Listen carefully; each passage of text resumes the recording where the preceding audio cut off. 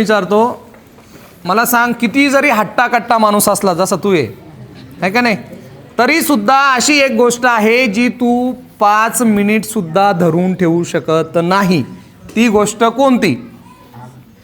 बाकीच्यांनी कोणीच बोलायचं नाही, बाकीच्यांनी कोणीही बोलायचं नाही. प्रत्येकाची वेळ येत असते. ठीक आहे. हां, अशी कोणती गोष्ट आहे तू जरी किती ताकदवर असला तरी ती गोष्ट पकडून ठेवू शकत नाही? माहिती आहे का? पाणी. पाणी. ओके, तू बरा.